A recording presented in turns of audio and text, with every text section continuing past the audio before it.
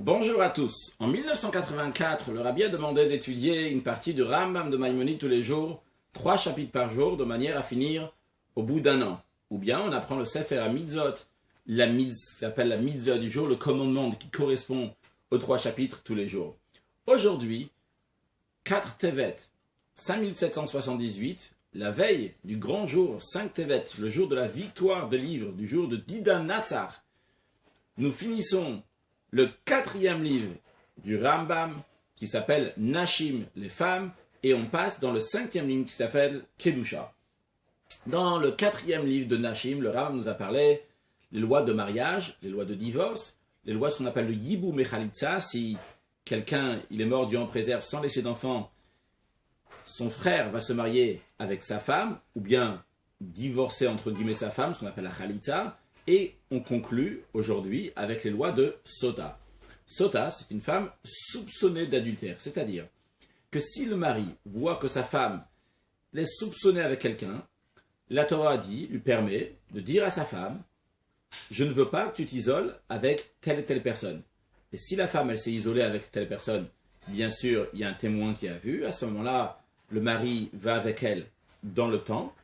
Dans le temple, on la fait boire des eaux qui sont préparées spécialement, particulièrement, elle les boit. Si elle a fauté, elle va mourir. Si elle n'a pas fauté, elle restera en vie et encore en meilleure santé. Et à la conclusion des lois de Sota, le Rambam me dit la chose suivante. Je vais utiliser l'application du Bet Lubavitch pour la traduction en français, que je vous conseille de télécharger aussi sur votre téléphone. C'est très, très bien fait pour pouvoir étudier le Rambam tous les jours. Évidemment, Shabbat, on ne va pas l'utiliser.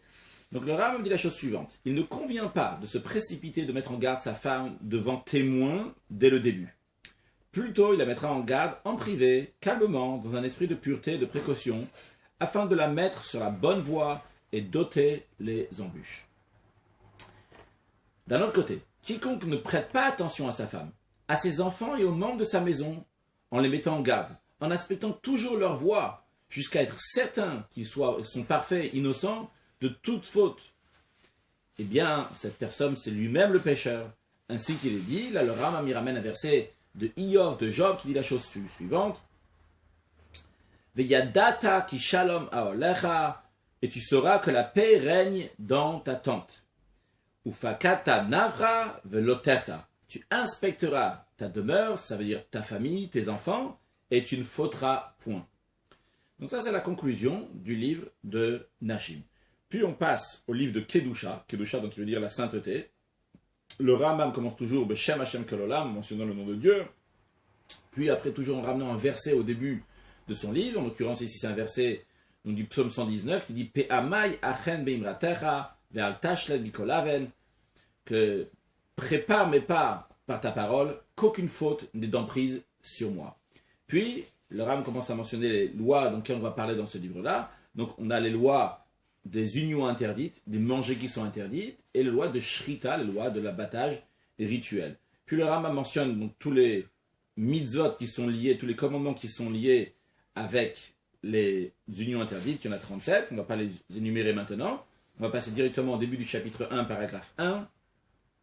Le Rambam dit, celui qui a des rapports avec l'une des harayot, donc des femmes qui sont interdites, mentionnées dans la Torah, est passible de retranchement s'il a fait exprès.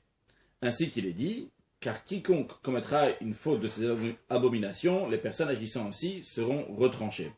Donc, retrancher, juste pour donner une idée, c'est comme quelqu'un qui va, c'est la même gravité que quelqu'un qui mangera du chametz, du levain, du pain à la fête de Pessah. C'est la même gravité que quelqu'un qui va manger à Kippour. Donc, quelqu'un qui a une relation avec une femme qui est interdite, par exemple une femme qui est nida, une femme qui n'est pas partie au mikvé après avoir eu ses règles, bien sûr on parle de sa femme, qui n'est pas partie au mikvé après avoir eu ses règles, la plus forte raison une autre que ça c'est sûr que c'est interdit, eh bien, la personne elle est coupable de retranchement de karet.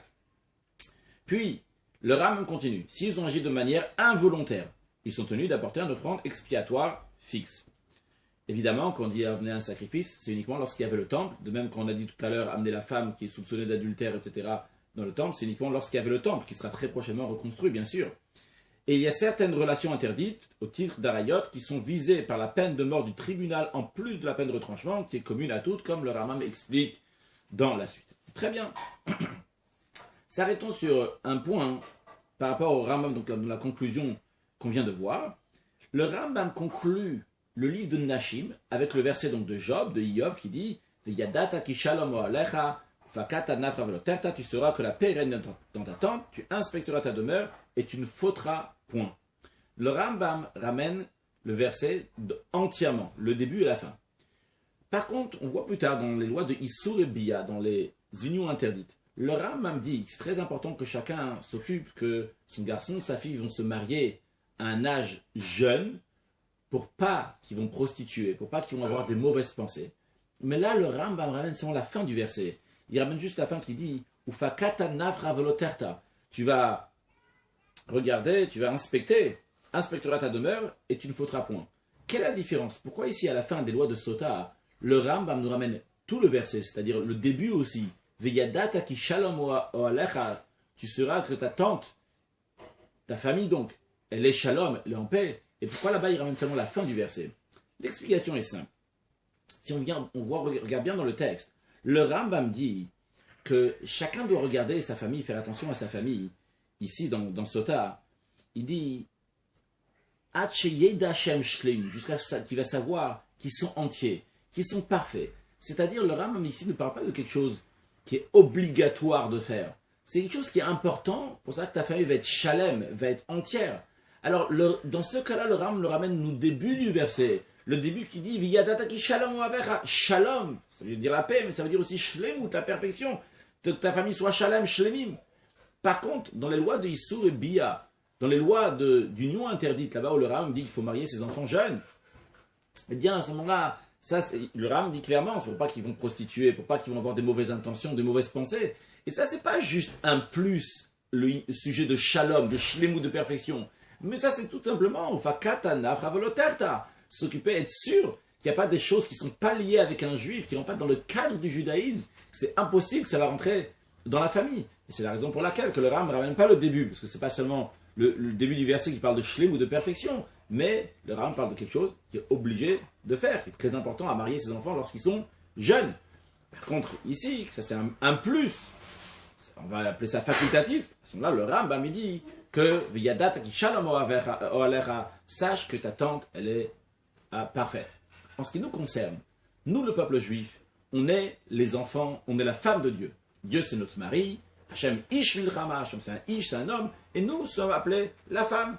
Notre mariage, notre fiançailles, mariage a eu lieu à Matan Torah, lorsque Dieu nous a donné la Torah. Et de la même manière qu'un homme doit s'occuper de sa famille, de s'occuper de sa femme, pour être sûr ki shalom o alecha, que ta tante, ta femme, ta maison va bien, donc il fait référence à sa femme. Eh bien, de la même manière, Dieu aussi s'occupe de chacun de nous. Et Dieu doit s'occuper de chacun de nous. Yadata ki shalom o alecha. Savoir qu'il y a le shalom, qu'il y a la paix à l'intérieur de nous-mêmes. Dieu s'occupe de nous matériellement, spirituellement, et nous aide. De la même manière que le mari aide sa femme à aller dans le droit chemin. De la même manière, Dieu nous aide à chaque instant pour qu'on va dans le droit chemin. Dieu est derrière nous pour nous pousser. Dieu est devant nous pour nous ouvrir les portes. Et nous, tout ce qu'on a à faire, c'est marcher, prendre ces forces que Dieu nous donne et les concrétiser, les mettre dans la vie de tous les jours. Et évidemment, que Dieu donne à chacun, à chacune de nous, la vie, la santé, de bien gagner sa vie, tout ce qu'on a besoin, des enfants, des petits-enfants, la paix, la joie, le bonheur, puisque Dieu c'est le mari, il doit s'occuper, ki shalom o alecha, que tout va bien. Et le Rambam conclut avec les mots veloterta, tu ne vas pas fauter. Ce qui est très positif, tu ne vas pas fauter. C'est-à-dire que même dans une situation où on est dans un monde dans lequel il y a la possibilité de fauter, dans un monde dans lequel Dieu il sait très bien qu'on a un mauvais penchant, et quand même on ne faute pas, Dieu, il est fier, il est content de nous, qu'on ne faute pas, il nous donne la force pour ne pas fauter. Et par cela, on va se renforcer dans l'étude du Rambam, on va se renforcer dans rajouter du bien autour de nous, dans nos demeures, dans notre conjoint, dans nos enfants. Et bien par cela, on amènera la venue de Mashiach, now, à Shabbat Shalom, et d'Idan Natsach, la victoire est à nous.